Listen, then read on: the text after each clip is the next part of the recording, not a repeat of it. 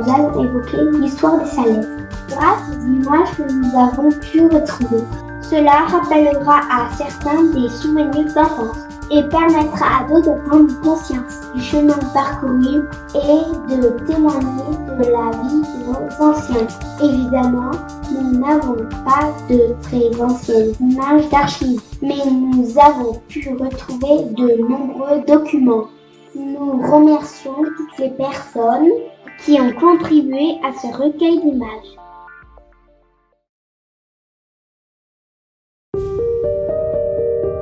Je vais vous faire découvrir ma très longue histoire. Tout commence dans la vallée du Lot, il y a fort longtemps.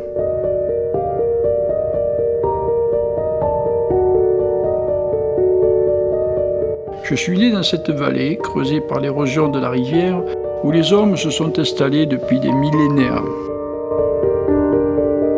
Mais pourquoi suis-je né ici ?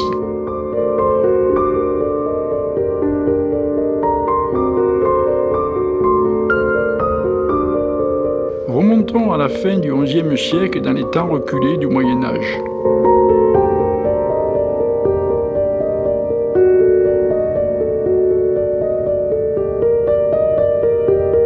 C'est grâce au seigneur Puel que tout est arrivé. Ce seigneur avait un château et ses terres au Bessay, à côté de Saint-Germain-du-Teil. En partant pour les croisades, il fit don de ses terres des Salelles aux bénédictins du monastier. Cette église prit de l'importance au cours des siècles et petit à petit est devenue église paroissiale.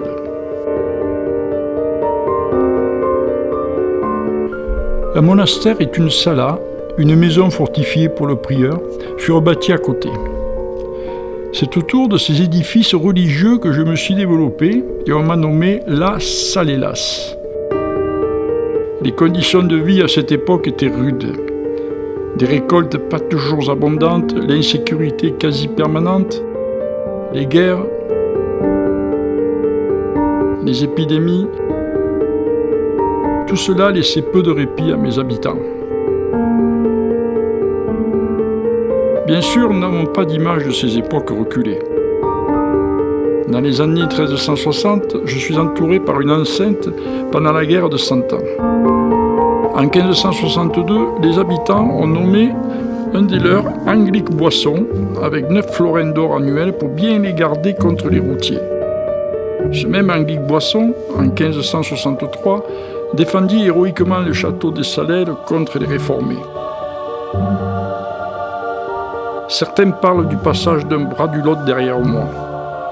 S'agissait-il d'un fossé creusé pour dévier une partie du Lot permettant la défense de l'enceinte fortifiée ou d'un fossé récoltant les eaux de drainage des terrains environnants? Il ne reste pas de traces de ces ouvrages.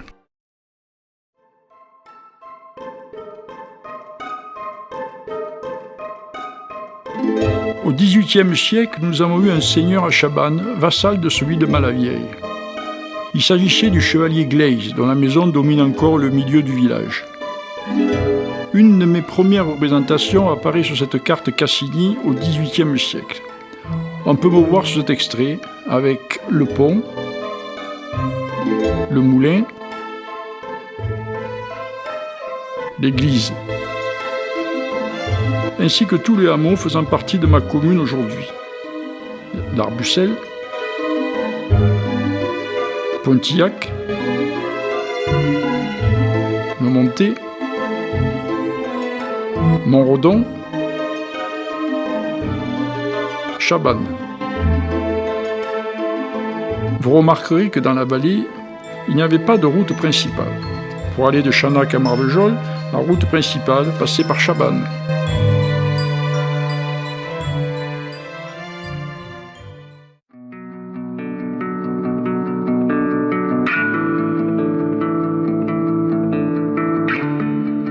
Au XIXe siècle, nous trouvons mes premières traces d'images avec ce rare cadastre daté de 1805. Un peu noté que mon aspect n'a pas beaucoup changé depuis. Chemin du Monté et Vallon de l'Espinasse, chemin de Montredon et celui du Romardiès. Mes contours sont bien mieux représentés par le cadastre napoléonien de 1837 qui a servi de base à notre cadastre actuel. On peut remarquer plusieurs détails intéressants. Les maisons contre l'église, pas d'école, et le pont avec sa croix.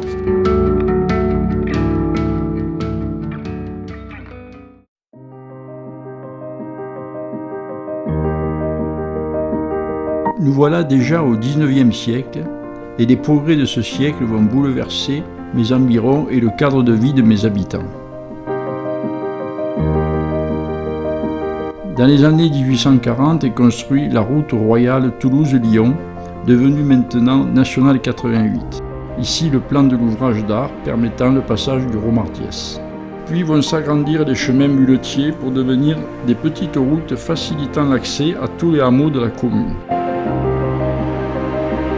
À propos de route, cette photo de 1934 permet de voir la route du Montet récemment construite et le chemin montant à l'Arbucel.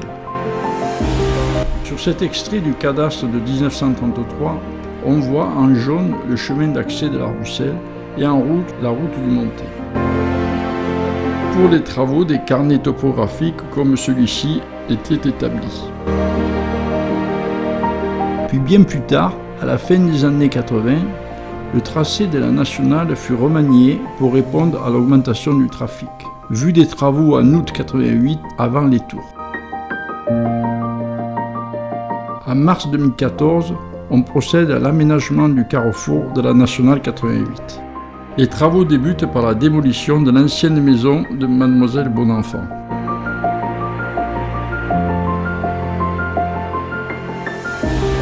Puis en 2015, les travaux du carrefour proprement dit sont réalisés.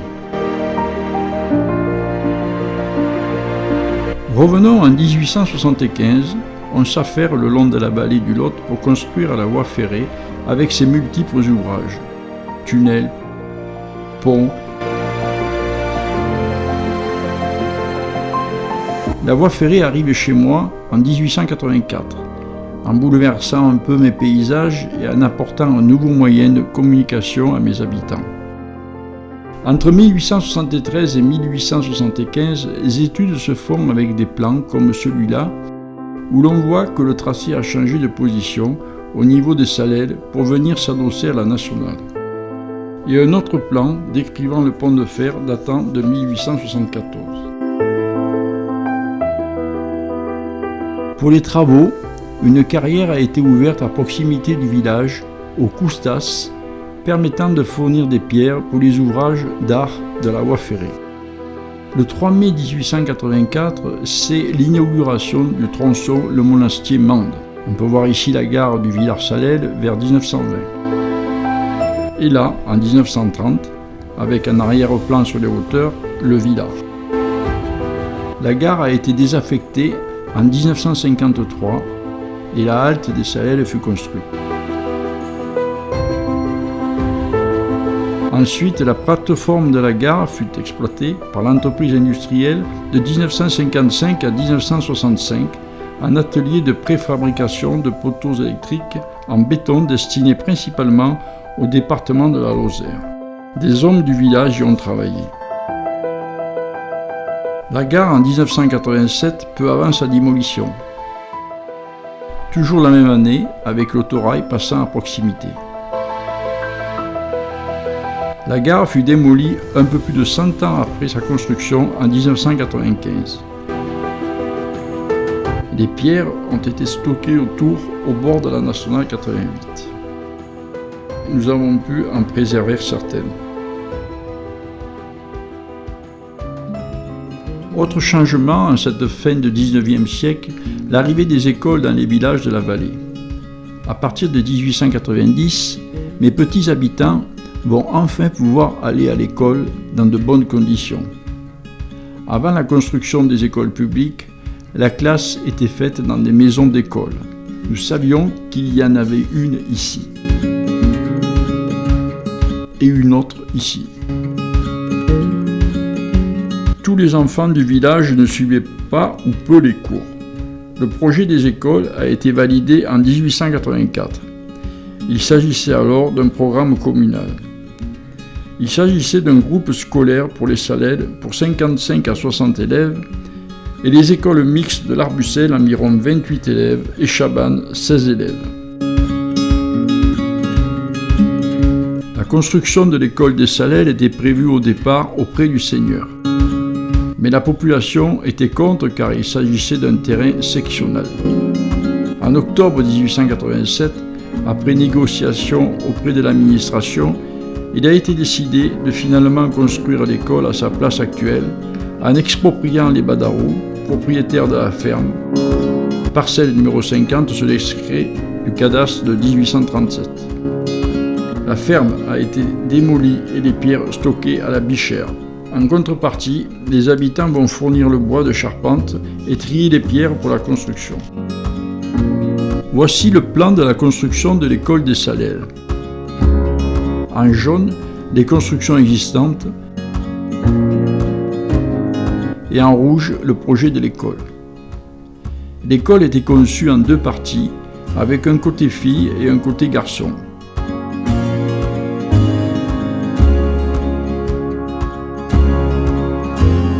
La cour étant séparée par un mur et chaque côté avait son portail et ses toilettes. Le portail restant actuel est celui des garçons. À l'étage se trouvaient les appartements de l'instituteur et de l'institutrice. Au rez-de-chaussée se situaient les deux salles de classe. On peut encore voir la cloche rythmant les activités de l'école sur la façade. On allait à l'école de 6 ans jusqu'au certificat d'études. L'ouverture des écoles aura lieu en 1890. L'école est devenue mixte en 1923, la salle de classe des filles devenant la mairie en 1924.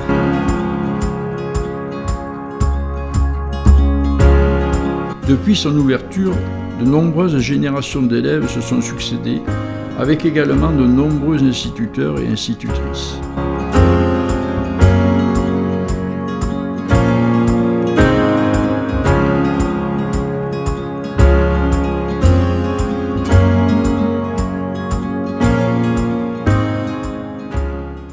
Dans les années 1955, un préau avait été construit dans la cour de l'école. Ce préau, à gauche sur la photo, sera démoli en 1985. On peut voir également le petit bâtiment des toilettes des garçons. Ce banc d'école Chabannes, en l'occurrence, rappellera sûrement quelques souvenirs à certains. L'école des Salelles est restée ouverte jusqu'en 1976, puis a été réhabilitée en mairie et gîte en 1985-86. Et en 2016, la cour de l'école est remaniée dans le cadre du réaménagement de la rue des Fontaines. Revenons à la fin de ce 19e siècle avec l'invention de la photographie. Voilà ma première photo connue. C'est un cliché sur plaque de verre qui date des années 1890-1900. Nous voilà maintenant au XXe siècle avec des progrès arrivant dans tous les domaines. À partir de cette période, nous allons avoir des images du village. Les Salelles en 1915. Après la période difficile de la Première Guerre mondiale, pour les peuples du monde, nous voilà revenus dans une période plus pacifique. Afin de se remémorer les sacrifices de nos compatriotes, des monuments aux morts sont construits dans toutes les communes de France. Le mien, situé en face de l'église, a été construit en 1925 par François Mathieu, tailleur de pierre à Chanac. Les transports des pierres s'est fait par le chemin de fer. Photo de notre pont au début du XXe siècle. On y voit beaucoup d'enfants jouant au bord du Lot. Toujours le pont, et là, noté à droite, à la largeur de la route au bord du Lot. Photo de la vallée et du village dans les années 1920 avec beaucoup moins d'arbres qu'aujourd'hui. Dans les années 1930, la digue vue du pont et une vue du côté amont avec quelques canards et cygnes appréciant le Lot. Vue du village et de la vallée. Autre vue des Salelles avec Rompichot dominant la vallée. Sur cette vue de la rue des Fontaines datant de la fin des années 1930, on voit bien le revêtement en pavé, un char à bœuf rentrant des champs et des maisons sur la gauche qui n'ont pas bien changé. Chabannes en 1936 et en arrière-plan, le plateau du champ de Paleret. Puis voici venir des progrès qui vont changer la vie de mes habitants. L'adduction d'eau. La première adduction d'eau s'est faite en 1930 avec la construction de 2 fontaines et un abreuvoir qui vont améliorer l'accès à l'eau dans le village. Vous pouvez voir ici le plan du réseau fait à l'époque. Puis il faudra attendre 1969 pour voir arriver l'eau courante pour mes habitants. Puis en 1998, d'importants travaux sont réalisés dans notre vallée de Barjac au Salel. Il s'agit du collecteur des eaux usées et de la station d'épuration du canton qui sera installée sur la commune. En 2016, on retourne la rue des Fontaines pour enterrer et refaire les réseaux.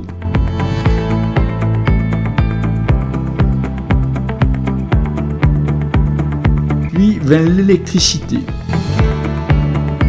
Quelques changements pour mes habitants en 1937. La fée électricité est arrivée, après avoir vu passer dans mes rues et dans les campagnes environnantes des ouvriers qui ont planté des poteaux et tiré des fils. On peut également voir le transformateur qui fut implanté à la Bichère, aujourd'hui disparu. Mais certains, comme à Montredon, n'ont été raccordés qu'en 1950. Quant au téléphone, la première cabine téléphonique est installée en 1934 et cela jusqu'en 1984. Puis fut installée, comme dans tous les villages de France, les cabines publiques qui elles aussi disparaîtront avec l'arrivée des téléphones portables. La nôtre trône fièrement au bord de la Bichère, transformée en mini-bibliothèque. Refaisons un petit saut dans le temps avec quelques photos anciennes. Le bord du Lot en 1940.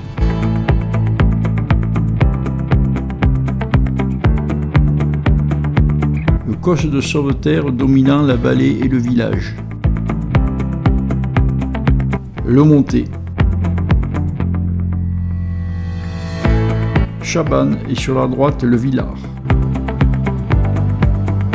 Sur cette photo, vous pouvez voir les rochers de Ronron et Rompichotte. Et sur la droite, on voit les falaises de Bataille. Vue de la vallée depuis Rompichotte. Dans ces années-là, mon paysage ne ressemble pas à celui d'aujourd'hui, beaucoup moins d'arbres. Si vous faites attention, la forme du toit de cette maison a changé. Ici, on voit bien le chemin qui va au monté.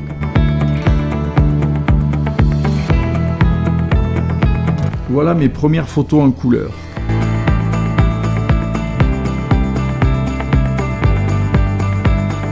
Puis pour les souvenirs de vacances, rien ne vaut une belle carte postale.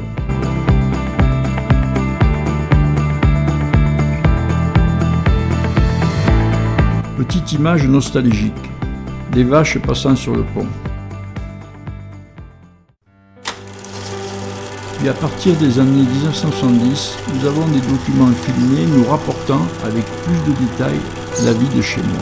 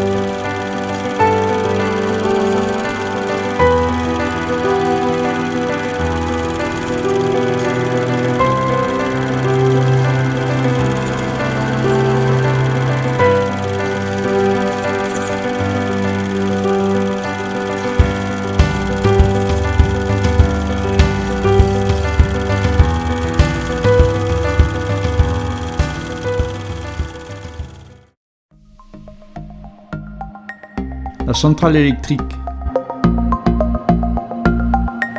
Après la décision du conseil municipal de 1963, les travaux auront lieu de 1970 à 1972. Sur le chantier, quelques habitants du village seront embauchés. Les agriculteurs. Depuis le début de mon histoire, les agriculteurs font partie intégrante de la vie du village. Ce métier rude s'est petit à petit mécanisé et a beaucoup évolué. De petites exploitations familiales, nous sommes arrivés maintenant à des fermes importantes, de grandes surfaces, mais ayant heureusement gardé une agriculture raisonnée. Depuis des siècles, les agriculteurs font partie de mon paysage. Ils ont toujours été présents pour modeler et entretenir la végétation de ma campagne. Petites exploitations modestes, mais qui permettaient de vivre et d'avoir à manger malgré les temps difficiles.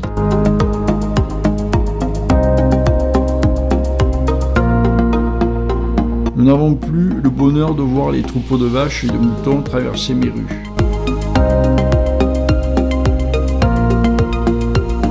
Après-guerre, nous avions encore des chars à bœufs et de nombreux troupeaux dans nos rues et dans les champs.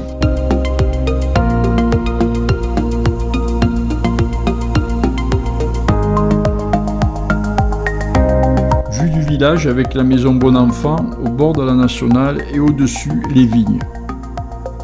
Les moissons sur les hauteurs de Chabannes en 1933. Pour les moissons, il y avait besoin de main-d'œuvre et on venait s'entraider entre voisins. Ici, la batteuse est au monté.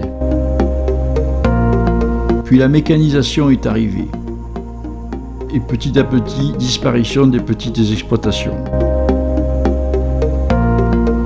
Les vaches en balade dans le village en 1975. Ça fait du bien de boire un coup et de se tremper les pattes. Les brebis à la bichère.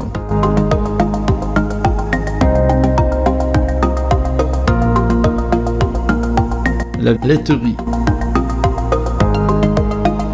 Une photo en 1972.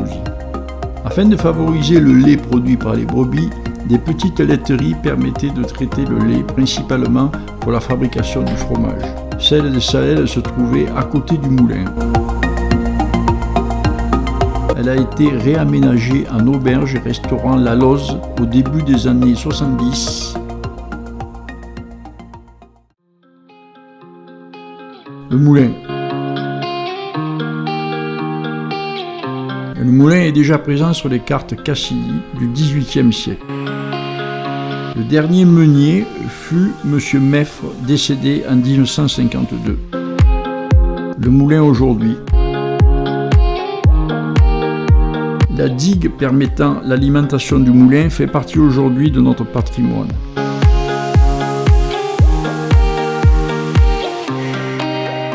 L'église. Son origine date de la fin du XIe siècle, après la construction d'une chapelle suite au don des terres des Salelles par le seigneur Puel aux bénédictins du monastier. L'église connut une vie agitée au cours des siècles, entre guerre de Cent Ans, guerre de religion et la Révolution où elle fut vendue comme bien public. Petite anecdote, avant l'arrivée des réformés, les ecclésiastiques déposèrent et cachèrent les cloches dans mes abords. Depuis, on ne les a pas retrouvées. Autre histoire liée à l'église, celle de Notre-Dame de Bon Secours. Après avoir été prêtée par les religieux du monastier à la paroisse des Salelles, ces derniers voulurent la récupérer.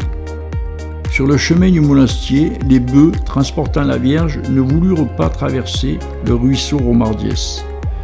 Voyant là un signe divin, la Vierge resta dans mon église. Ensuite, les travaux furent réalisés en 1835 et 1895 afin d'effacer les dégâts de la Révolution par l'abbé Jean Pensier. En 2016, le toit du clocher est changé. La vie religieuse tenait une place importante chez moi, surtout marquée par les nombreuses processions qui avait lieu tout au long de l'année dans mes rues. À cette occasion, les maisons et les rues étaient décorées par les habitants.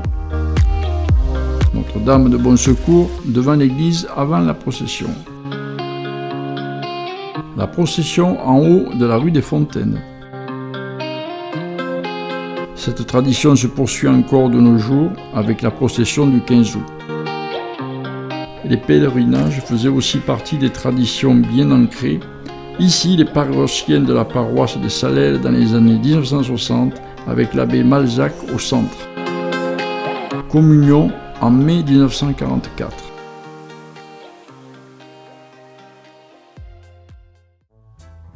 Les fêtes du village. Le 14 juillet.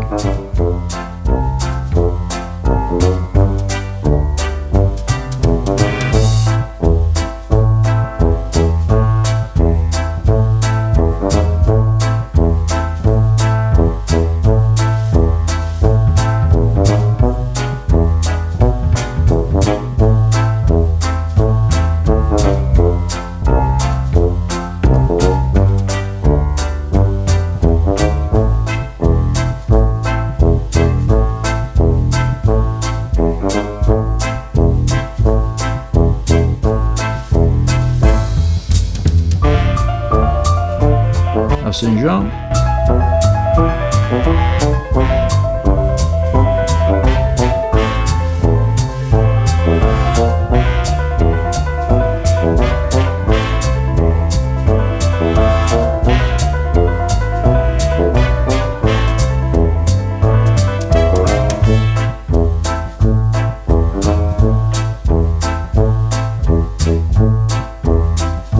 fête du pain.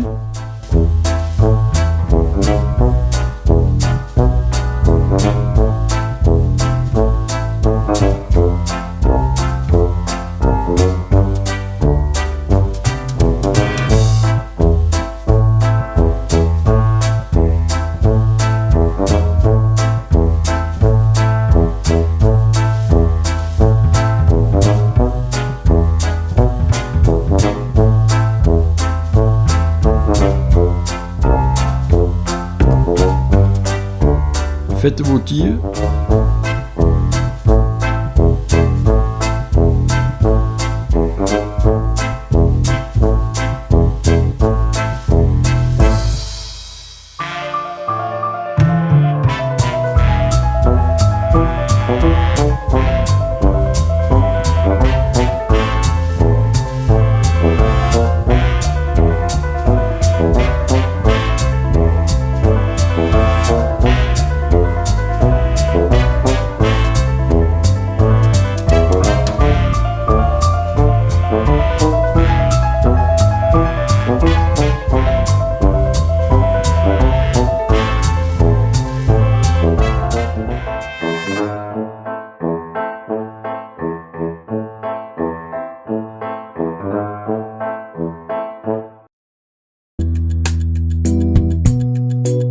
Les inondations. Elles font malheureusement partie des choses qui arrivent. Depuis des temps reculés, mes habitants ont été soumis aux caprices du Lot.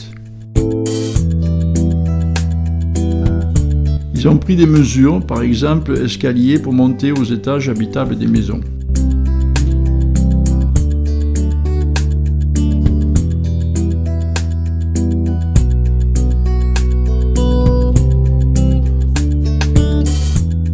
Après les inondations.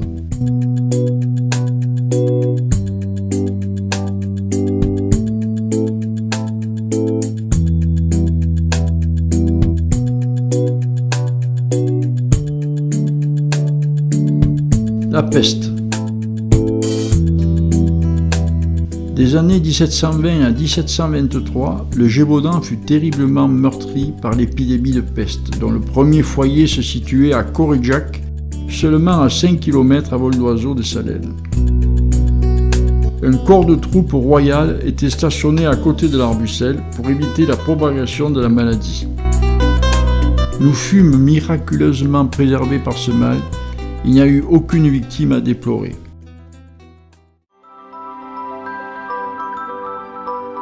Eh bien, j'espère que ce voyage à travers les images du passé vous aura permis de mieux me connaître et de vous rendre compte du long chemin parfois semé d'embûches vécu par mes habitants tout au long de ces siècles. Cette longue histoire a bâti ce que je suis devenu et j'espère que cela durera encore de nombreux siècles, dans l'espoir que vous et vos descendants pourront garder cet art de vivre à la campagne qui vous plaît tant et que nous aurons plaisir et fierté à le transmettre aux futures générations.